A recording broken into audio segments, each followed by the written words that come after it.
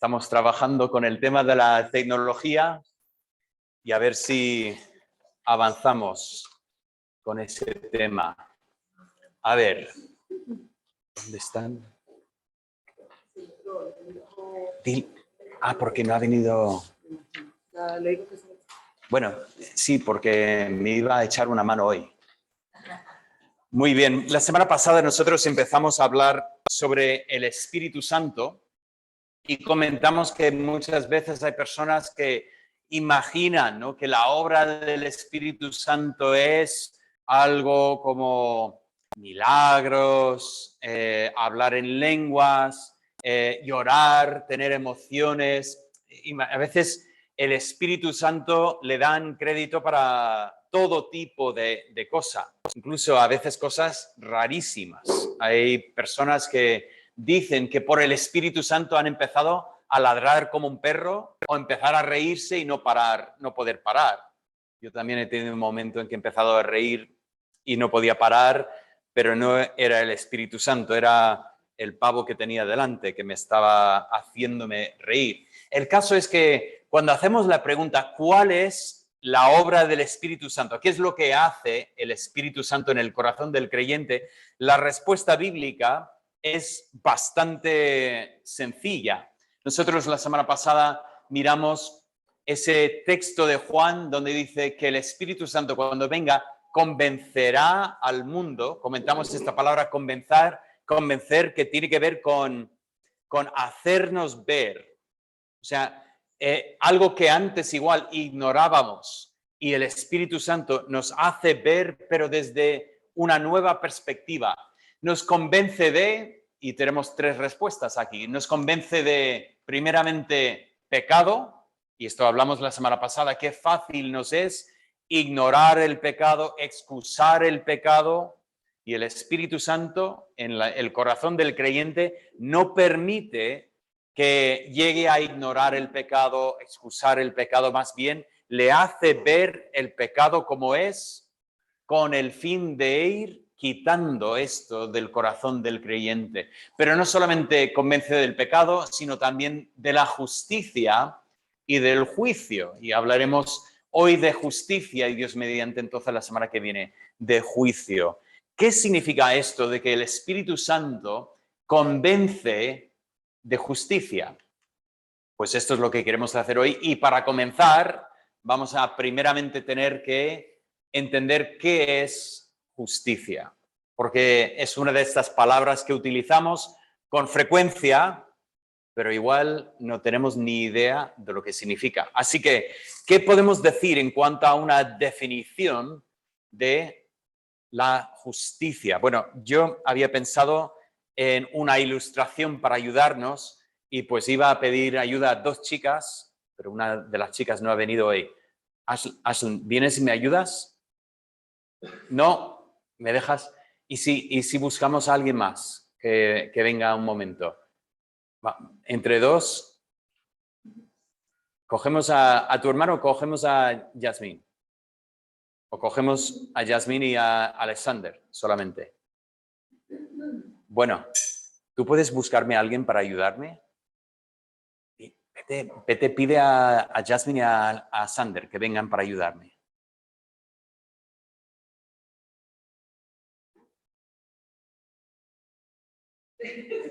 ¿A quién más podría ayudarme? Pedro, ¿me ayudas? Ven, Pedro, ven aquí. Yo había pensado hoy que sería interesante, porque Maribel me preguntó, ¿cuántos metros tenemos en la iglesia? Y dijo, no tengo ni idea. O sea, yo creo que son 100 pero no sé. Entonces había pensado, podríamos medir. Entonces yo traje para medir, yo encontré esto en casa, traje esto para medir, ¿vale? Esto es exactamente 4 metros, ¿vale? Coge este lado, ¿vale? Son 4 metros, así que vamos a medir 4 metros, ¿vale? 4 metros, ¿vale? Ya hasta aquí tenemos 4 metros, ¿vale? Tú vas a venir justo a este punto, ¿vale? ¿Justo donde estaba? Eso espero. 4, ya tenemos 8 metros, ¿vale? ¿Ves dónde estoy? Venga, vamos. Ya tenemos 12 metros, ¿vale? Y con lo que nos falta, Venga, pasa tú. 12 metros y llegamos a... ¿Cuánto es? Un metro. ¿Qué os parece nuestra forma de medir? Yo tengo un voto negativo de Camila. Es que, bueno, os he dicho algo de principio. Pedro, que cuando te he dicho que eso medía 4 metros, ¿tú has pensado algo un poco en ese momento? ¿Has pensado algo? No sé, te creía, ¿no? Mira, si lo divido por la mitad, esos son 2 metros. Y lo divido por la mitad otra vez, ahí tenemos 1 metro. A esa escala, ¿cuánto mides tú? A ver. 1 metro, 2 metros. 2 metros y medio mide Pedro. No está mal, ¿no? No está mal. Bueno, gracias, Pedro, que... Obviamente tenemos un problema, ¿no? Porque lo que yo os he dicho que era mi norma, mi metro, fallaba por todas partes. O sea, empezamos con una medida que no tiene ningún sentido. ¿Por qué? Porque esto no mide 4 metros. Ahora, cuando os le di, ya escuchaba algunos ahí pensando, ¿4 metros? O sea, escuché un movimiento ahí que decía, ¿4 metros? ¿Por qué? Porque al verlo, enseguida os habéis fijado y habéis dicho, 4 metros, eso no son 4 metros. Pero claro, yo le he metido a Pedro ahí el pensamiento y que no ha tenido tiempo, además está delante de todos, y claro, no hay un momento para darse cuenta de que eso no son 4 metros, o por lo menos no quiero decir nada para delante de todos decir, eso no son 4 metros. Pero es que hay una solución muy fácil para saber si realmente esto es lo que digo que es. Y Pedro, tú habrás visto esto, ¿no? Y habrás pensado, ¿a dónde vamos con esa cuerda cuando tienes ahí 1 metro para medir? Bueno, Pedro, me echas una mano aquí. Vamos a ver, coge ahí esto y encontramos la realidad que esta cuerda mide 2 metros 56 centímetros, o sea, poquito más de la mitad, pero 4 metros no son. Son 2 metros y medio. ¿Por qué estoy hablando de una cuerda y una medida como 1 metro?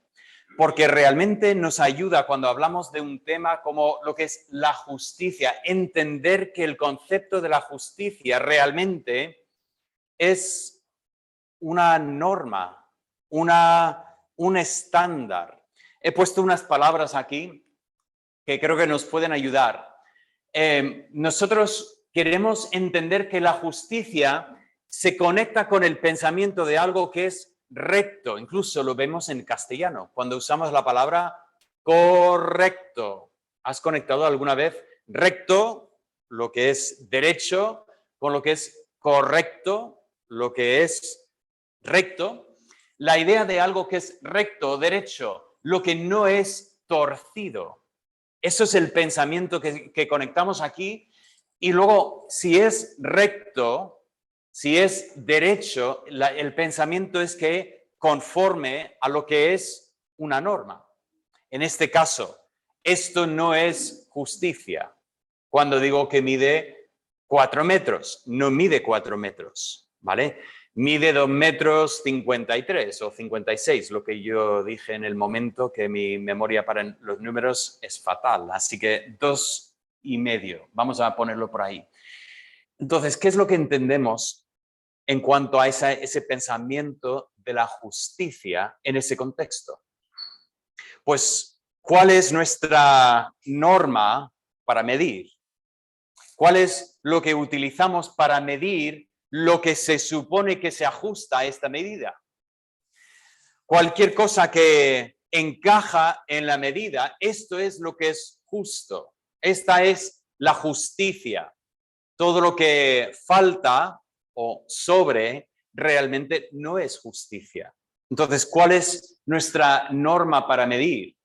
Pues en la Biblia el pensamiento de la justicia es algo que es primeramente conforme a la ley de Dios. La ley de Dios llega a ser un metro para nosotros para ver si realmente lo que dice ser un metro es efectivamente un metro. O en nuestro ejemplo, lo que supuestamente era 4 metros, si de verdad mide 4 metros.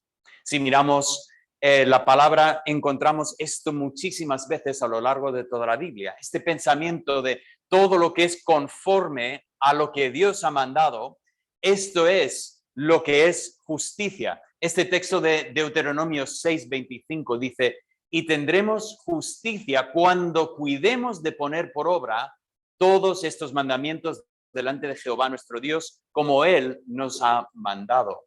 Dios dio los mandamientos para establecer lo que es una norma de justicia.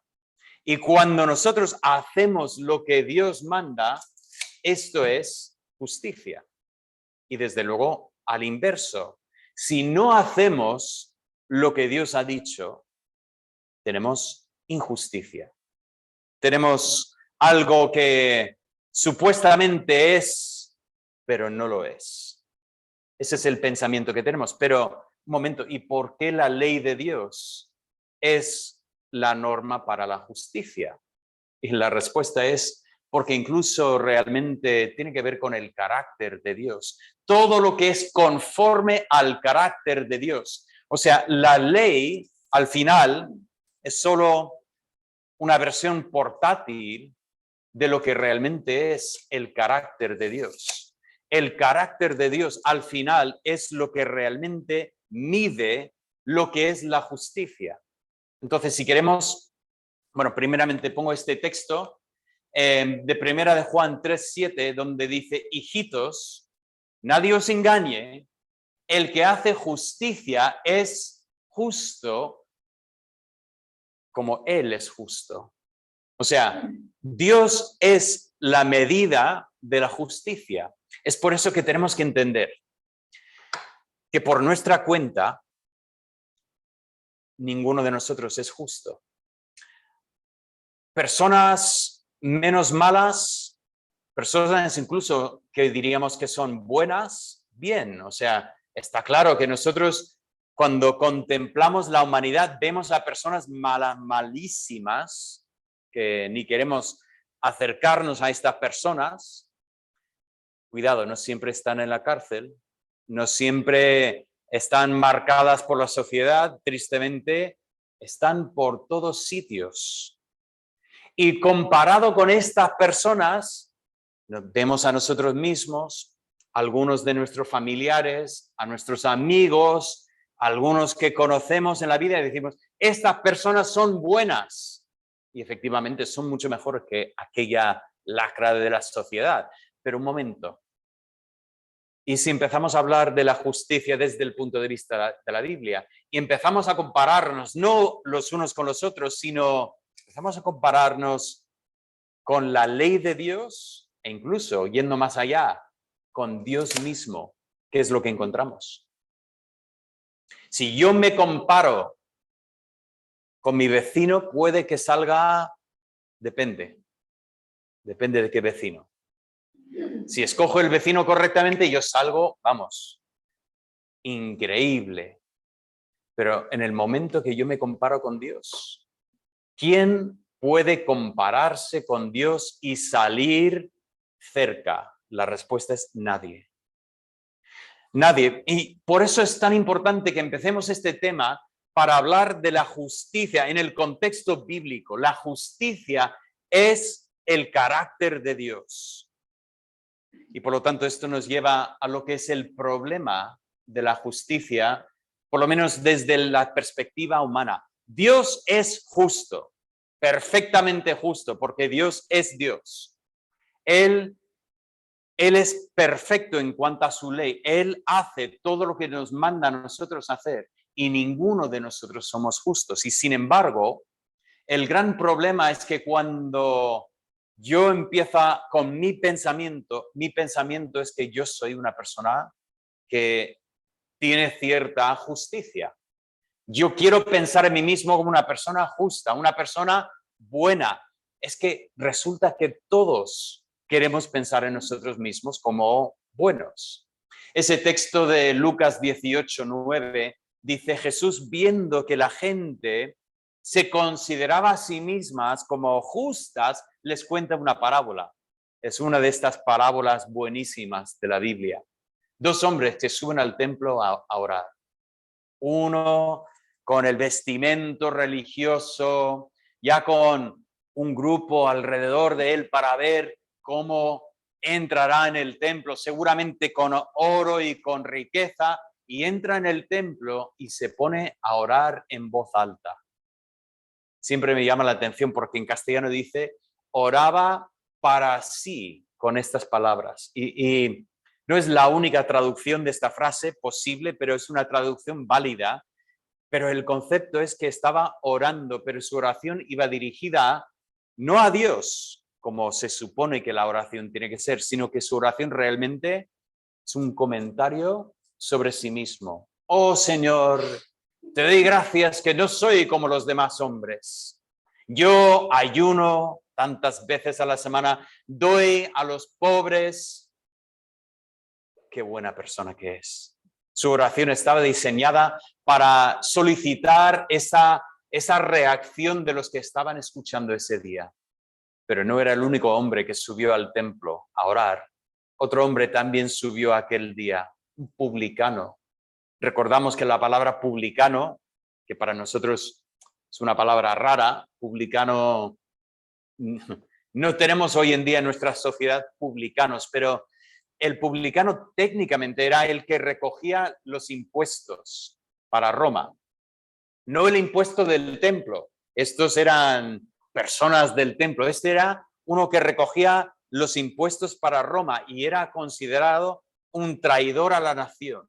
Era pues lo más bajo que la sociedad podría mirar.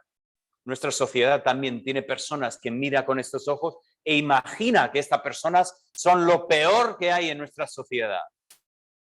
Qué bonito es ver cuando Dios salva la vida de una de estas personas publicanas y le transforma por su gracia.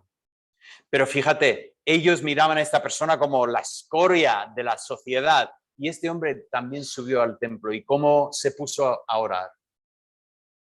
En un rincón donde no lo veía nadie, empieza a pegar su pecho diciendo, ten misericordia de mí, Dios. Quizás llamaba la atención allí en el rincón, sufriendo en su alma, porque aquel primer hombre, viéndolo ahí lejos, dijo, y sobre todo Dios te doy gracias que no soy como este hombre. Y Cristo plantea la pregunta, ¿cuál de estos hombres crees que bajó a su casa justificado? El que entró con su propia justicia, que sinceramente cuando lo contemplamos decimos, qué hipócrita, qué falso el hombre, nos debe producir cierto rechazo de este tipo de carácter.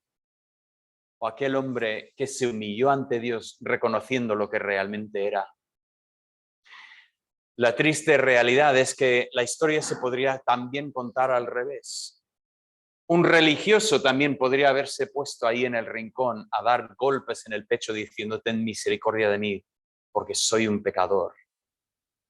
Y el pecador más grande de la sociedad podría pasarse por justo diciendo, te doy gracias que no soy como los demás hombres. No se trata de sencillamente si perteneces a los religiosos eres malo y si perteneces a la escoria de la sociedad eres bueno. No es eso. El tema es lo que haces en tu corazón. El que se apoya en su propia justicia nunca llega a conocer la justicia de Dios. El caso es que el gran problema que tenemos es que tenemos la tendencia de creer que somos justos y tal como hicimos la semana pasada. Tengo algunas explicaciones de por qué hacemos esto. ¿Recordáis la semana pasada? Necesitamos que el Espíritu Santo nos convenzca del pecado. ¿Por qué? Porque nosotros ponemos excusas para nuestros pecados. Porque nosotros no llegamos a ver nuestro pecado. Nosotros creemos que realmente no somos pecadores y aquí lo curioso es que nosotros solemos adoptar una definición de la justicia que viene justo para el caso. ¿Qué es la justicia? Al final, sabiendo o sin saber, moldeamos la definición para encajar a nuestra vida, para que nosotros seamos justos. Ser justo es cuidar a tus vecinos, sobre todo cuando acabo de hacer un favor para mi vecino que necesitaba algo. Ser justo es ser de familia, sobre todo cuando yo estoy en modo familia con mi familia, ¿verdad? Nosotros muchas veces creamos nuestra definición de la justicia justo para que parezcamos justos según nuestra definición. Y luego también noto que muchas veces nosotros damos el beneficio de la duda a nosotros mismos. Cuando hacemos lo que no tendríamos que haber hecho, siempre decimos, pero es que quería ayudar a otros, pero es que ponemos todas las excusas y miramos nuestras motivaciones, pero no quise hacer daño a nadie. Y así, de esta manera, llegamos incluso a creer que realmente somos justos. Es interesante preguntar a personas. Cuando sale el tema, la conversación del Evangelio, preguntar a personas, ¿eres bueno? ¿Y cómo contesta la gente? La gran mayoría de la gente, hombre, sí, claro, no, hay muchos peores que yo. Yo soy una persona, mira, yo creo que, hombre, si tuviera que ver a Dios, yo creo que, vamos, Dios estaría impresionado. Dios diría, pues claro, tú. ¿Por qué? Porque nosotros realmente vamos un poco ciegos en cuanto a la justicia. Nosotros no nos estamos midiendo conforme a la voluntad de Dios. Así que tenemos un gran problema en cuanto a esto. Y es que nosotros creemos que somos justos incluso cuando no lo somos. Pero no solamente esto, pero tenemos que ser honestos y decir, realmente no hay forma humana para llegar a ser justos delante de Dios. Podríamos dejar de hacer injusticias, ¿vale? Estoy hablando ahora de pura moralidad. Estoy hablando de una persona que empieza a reconocer que, he mentido y he hecho daño y no voy a contar más mentiras. Oye, ¿es bueno hacer esto? Por supuesto. Bien, que una persona deje de mentir. Muy bien. Lo que tristemente pasa muchas veces es que las personas realmente empiezan a reemplazar pecados con otros. La persona que deja de mentir a las demás es propensa a empezar a pensar mal de los demás en su mente. Lo que antes igual decía para manipular, ahora pues lo piensa y sigue pecando contra Dios. Pero imaginemos por un momento que logremos cortar acciones que son pecaminosas delante de Dios y dejemos de hacer injusticia. ¿Eso nos convierte entonces en justos según la medida de Dios? No, porque no cambia lo que está en el pasado. Yo si salgo fuera, estoy trabajando en el campo y entro en la casa cubierto de lodo y Maribel me ve venir y me dice, para, no entres. Y digo, cariño, ¿por qué no? Es mi casa, ¿no? Dice, con estos zapatos y todo esto, no entres. Y digo, pero prometo que no me voy a ensuciar más. ¿Qué os parece? Maribel me deja, vale, si no te vas a ensuciar más, adelante. No, es que, bien, está bien que no me voy a ensuciar más, perfecto, pero todavía tengo un problema, estoy sucio, ¿cómo voy a entrar? Yo voy a entrar y traer lodo por toda la casa. No, es que la única forma que realmente merezco entrar es limpio, y ese es el gran problema. Bueno, ya me voy a quitar los zapatos y luego después voy a ir hasta la ducha para intentar quitar el resto del lodo lo más pronto posible. Pero tenemos un problema. Es que nosotros no somos justos Y realmente, bíblicamente hablando, no hay nada que podamos hacer nosotros para poder cambiar esa realidad. Pero ese es el momento que entra el Evangelio. El mensaje del Evangelio nos lleva a ver que efectivamente somos pecadores delante de Dios. Efectivamente, nosotros tenemos un problema que no podemos solucionar. ¿Evangelio qué significa otra vez?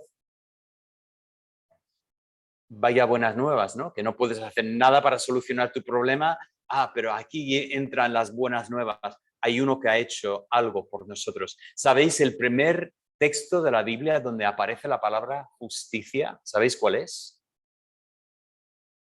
Pasamos Génesis 1, 2, 3, la caída del hombre.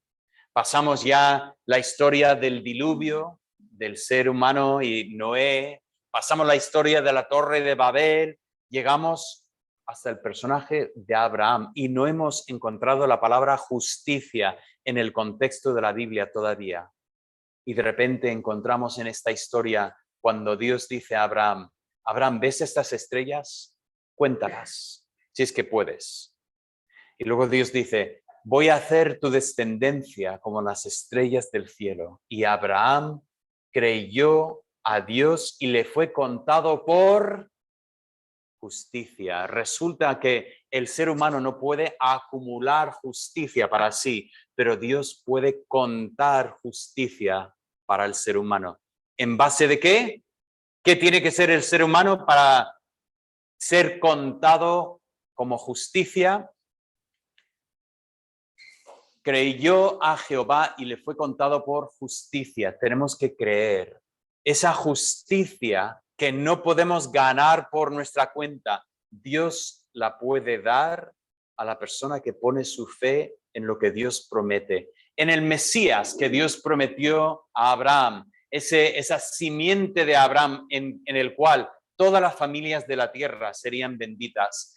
Abraham creyó a este y le fue contado por justicia. 2 Corintios 5:21 dice, al que no conoció pecado, ¿quién es el único ser humano que encaja en esta descripción? Cristo, Jesús. Al que no conoció pecado, por nosotros lo hizo pecado. Dios cargó en él el pecado de todos nosotros. Cristo no tenía pecado y sin embargo, él sufrió bajo el castigo de nuestro pecado para que nosotros fuésemos hechos justicia. Dios ha tomado a David, pecador, y lo ha contado por justo cuando yo puse mi fe en lo que Cristo hizo por mí en la cruz. Entonces, la justicia, empezamos a entender esa justicia, esa medida del carácter de Dios, es nuestra en Cristo Jesús. Pero estamos hablando del Espíritu Santo porque nos dice que la obra del Espíritu Santo es convencer al mundo no solo de pecado, sino de justicia. ¿Qué significa esto entonces? Ahí está, de justicia, y aquí tenemos la explicación en el versículo 10. Por cuanto voy al Padre y no me veréis más. Hay momentos en la Biblia que leemos y decimos, creo que no he entendido exactamente el pensamiento. O sea, ¿qué está diciendo Jesús? Bueno, está diciendo Jesús, me voy y no me vais a ver más. ¿Cómo encaja esto en el contexto? Bueno, pensad conmigo lo que sería vivir con Jesús durante 3 años. ¿Cómo sería? Ahí en un campamento, no sé si tenían tiendas o si solo tenían sábanas que no sé, dormían en el suelo, no sé cómo sería exactamente, pero día y noche te despiertas y ahí está Jesús orando, pasando tiempo con el Padre. Vas con Él y pasas por un pueblo samaritano y los samaritanos salen escupiendo y rechazando, diciendo, vete de aquí, si no vienes a nosotros, no pares aquí. Y mirar a Jesús y no ver indignación, enfado, rabia, no ver nada de esto. Incluso escuchar a tus compañeros decir, Señor, bajamos un relámpago del cielo para quemar todo el pueblo, que nosotros lo haremos si quieres. No sé cómo pensaban hacer eso, pero estaban dispuestos y ver cómo Jesús dice, chicos, no conocéis el Espíritu. Es que ese no somos nosotros. ¿Imagináis cómo sería ver a Jesús arrastrado por los soldados aquella noche? Acercarte a ver cómo escupían en su cara, arrancando su barba, poniéndole incluso esa venda en los ojos y diciendo, profetiza, ¿quién es el que te pega? Y verle como el cordero enmudecido delante del trasquilador. ¿Imagináis cómo sería vivir con Jesús? Es impresionante. Te motivaría a ser justo. Cuando hacías algo que no era justo, igual con una sola mirada del Salvador, te llamaría la atención para decir, ¿qué hago? Me caigo. Es que no voy a decir ni otra palabra más, porque siempre que abro la boca digo algo que no tengo que decir. Es que imagino que Jesús es el gran ejemplo y motivación de la justicia. Pero Jesús empezó este pasaje diciendo, yo me voy. Y aquí nos recuerda, me voy, no voy a estar con vosotros, no me vais a ver. Pero ¿qué pasa con esto? Viene el Consolador, el Espíritu Santo. ¿Y qué es lo que pasa? El Espíritu Santo nos conviene porque el Espíritu Santo es mucho más que un ejemplo y motivación. El Espíritu Santo es el productor, el que hace esa justicia en nosotros. El Espíritu Santo produce esa justicia en la vida del creyente. Esto es algo que Dios había prometido desde el Antiguo Testamento. Fijaos en este pasaje de Ezequiel 36, 27. Dios promete, y pondré dentro de vosotros mi espíritu y haré que andéis en mis estatutos y guardéis mis preceptos. En el momento que escucháis esto de preceptos, tenéis que estar pensando en la medida, la norma de Dios. Esa es justicia. Dios va a hacer que vamos a poder andar en sus caminos. ¿Por qué? Porque va a poner su Espíritu Santo dentro de nosotros. Esta es la obra del Espíritu Santo. Y lo vemos por todo el Nuevo Testamento. Efesios 5:9, porque el fruto del Espíritu es en toda bondad, justicia y verdad. Ese mismo pensamiento tenemos en Filipenses 1:11, llenos de frutos de justicia, que son por medio de Jesucristo para gloria y alabanza de Dios. Y por supuesto, este pasaje que hemos leído juntos al principio del mensaje, Gálatas 5, más el fruto del Espíritu es amor, gozo, paz, paciencia, benignidad, bondad, fe, mansedumbre, templanza. Esto es lo que Dios quiere producir en nuestras vidas. Cristo dice, el Espíritu Santo viene para convenceros de justicia, porque yo no voy a estar aquí para hacerlo. Pero Él continúa lo que yo empecé y además no lo continúa con 12 hombres, o en realidad 11 hombres, sino que el Espíritu Santo está obrando a una escala que nosotros ni podemos imaginar. Por todo el mundo, por miles de millones de cristianos a la vez, el Espíritu Santo está morando en su corazón, convenciendo día tras día tras día de lo que realmente es correcto ante Dios, de la justicia de Dios. Quiero terminar con esta pregunta. ¿Cómo produce el Espíritu Santo esa justicia en nosotros? Hasta aquí todo ha sido bastante teórico.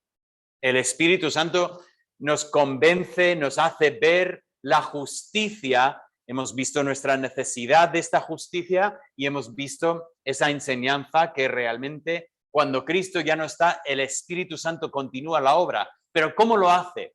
Pues la primera respuesta a esta pregunta es: el Espíritu Santo dirige nuestra atención a Cristo. ¿Recordáis este pasaje de este mismo contexto? Juan 15, es el capítulo anterior.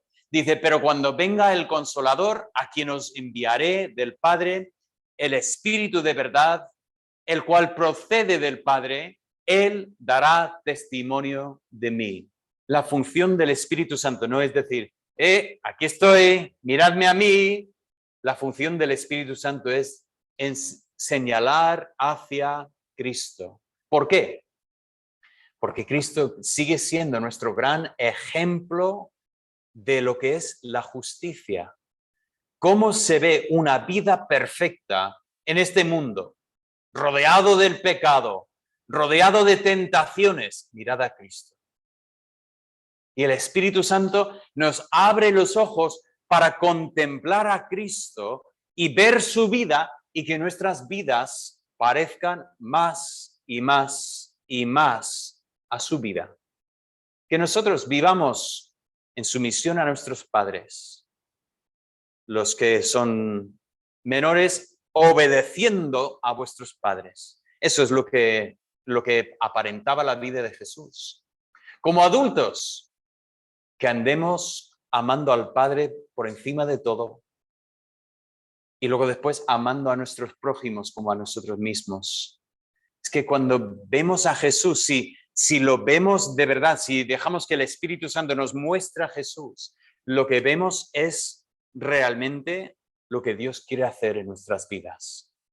No quiero decir que vamos a sanar a los enfermos, devolver la vista a los ciegos. No estoy hablando de esto, estoy hablando de vivir la vida sencilla conforme Dios ha mandado en su palabra. Esto es lo que Dios quiere para nosotros. Pero no solamente dirige nuestra atención a Cristo, sino que el Espíritu Santo usa la palabra de Dios, nos enseña por la palabra de Dios lo que Dios quiere que sepamos. Fijaos en este pasaje, lo conocemos, ¿no?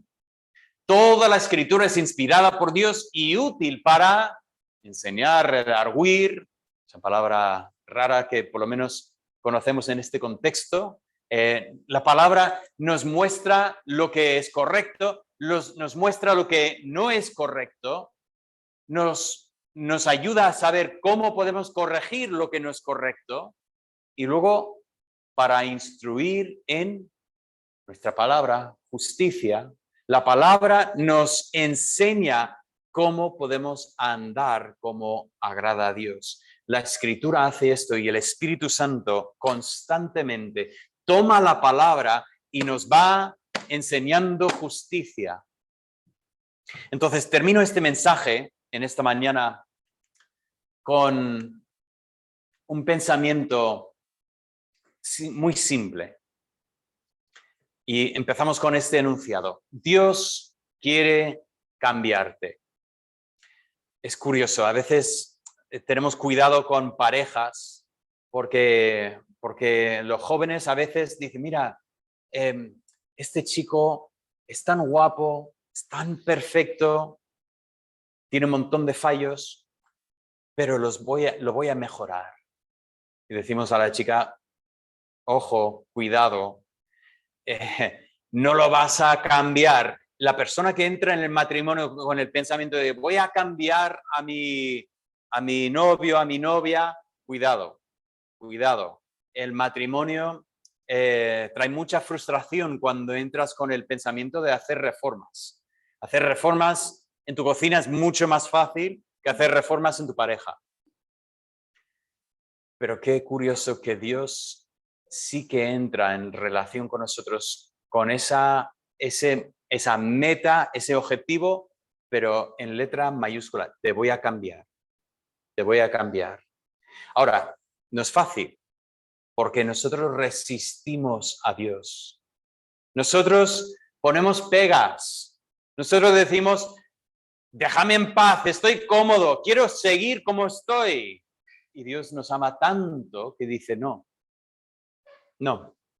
Mi Espíritu Santo te va a seguir moviendo. No solamente Dios nos va a cambiar cuando nos lleva a reconocer el pecado de nuestra vida, cuando abre nuestros ojos y empezamos a contemplar realmente que nuestras vidas tienen pecado y no agradan a Dios. Pero también Dios empieza, lo he puesto así, liberarte de lo pecaminoso que no agrada a Dios. Menos mal que Dios nos cambia de esta forma, que Dios va quitándonos de lo que no agrada a Dios. pero el Espíritu también nos lleva a reconocer la verdadera justicia de Dios. No lo que nosotros llamamos justicia. No de lo que nosotros podemos decir, esto, yo soy bueno. No, no. El Espíritu Santo dice, no, yo te voy a enseñar realmente lo que es bueno. Yo quiero llenar tu vida de amor, gozo, paz, paciencia, benignidad, bondad, fe, mansedumbre, templanza. Eso es lo que quiero hacer en tu vida para que tu vida no solamente esté libre de lo pecaminoso, sino que empieces a producir, esto es algo que nosotros usamos en familia, palabras, acciones, actitudes e incluso pensamientos. Fíjate, nadie puede ver tus pensamientos. Bueno, a lo mejor tú tienes una cara de estas completamente transparentes y se te ven los pensamientos. Hay personas que sí, pero Dios ve tus pensamientos y dice, no estoy contento hasta que te transforme completamente. No solamente quiero cambiar tu exterior, quiero cambiar tu interior para que tu vida agrade a Dios. Entonces, he empezado con este pensamiento. Dios quiere cambiarte. Pero termino con la pregunta, ¿y lo queremos nosotros? Y aquí es donde tenemos que ser honestos. ¿Lo queremos nosotros? ¿Tú quieres cambiar? ¿Tú quieres que Dios te cambie? Y la respuesta correcta. ¿Sabemos la respuesta correcta? Sí. Me encanta hacer preguntas así en clase, porque todos los... Sí, sí. Porque se nota lo que es la respuesta correcta. ¿Quién va a decir? No. Pero si contestamos que sí, pregunto, ¿qué estás haciendo? ¿Qué vas a hacer esta semana para cambiar? Es fácil, sí, el domingo, sí, pero el lunes. Entonces, David, ¿qué es lo que hay que hacer? ¿Qué es lo que se supone que tenemos que hacer? Bueno, ¿qué fue lo que dijimos que el Espíritu Santo usa? Si el Espíritu Santo usa esto y nosotros no estamos en esto, nosotros pasamos de semana a semana sin abrir la palabra de Dios, sin realmente dejar que la palabra de Dios obre en nosotros, entonces no lo queremos. No queremos cambiar. Nosotros estamos cómodos donde estamos y queremos que nos dejen en paz solamente. Pero si de verdad queremos cambiar, lo que debemos hacer es pasar tiempo en la palabra, en la presencia del Señor, contemplando a Cristo, pidiendo que Dios siga esta obra. Y lo más bonito es que Dios lo hará. Dios lo hará. Dios quiere cambiarnos y si nosotros pues nos ponemos en la palabra, el Espíritu Santo tomará la palabra y empezará a producir su fruto en nuestra vida, de tal forma que empezamos a mirar nuestras vidas y decir, yo no soy la misma persona que era hace un año. Mi vida va cambiando. Aquello que el Espíritu Santo te hace ver que incluso sientes que es imposible. Yo no puedo dejar esto porque yo soy así. El Espíritu Santo dice, déjame a mí. E incluso aquello que yo soy así, empezará a transformar hasta que digas, yo era así y Dios por su gracia me está cambiando. ¿Tropezamos? Sí, podemos tropezar, pero el Espíritu Santo nos hace levantar y continuar andando en comunión con el Señor. Padre Santo, te doy gracias por tu misericordia para con nosotros, en que siendo pecadores, Cristo murió por nosotros y el Espíritu Santo nos hizo ver ese pecado y nos hizo creer en Cristo y hemos experimentado la justicia por medio de la fe. Pero gracias que sigues obrando en nosotros esta justicia. Pido por favor, Padre, que obres en cada uno de nosotros para que podamos conocerte más, para que nuestras vidas sean más transformadas a la imagen de Cristo y que en todo momento tú seas glorificado en nuestras vidas. Te lo pido en el nombre de Cristo Jesús. Amén.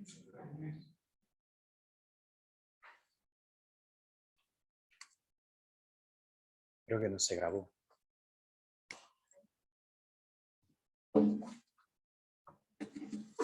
No lo empezó nadie, ¿no? Ah, sí, pues entonces, parado. A repetir esta canción, Somos Templo.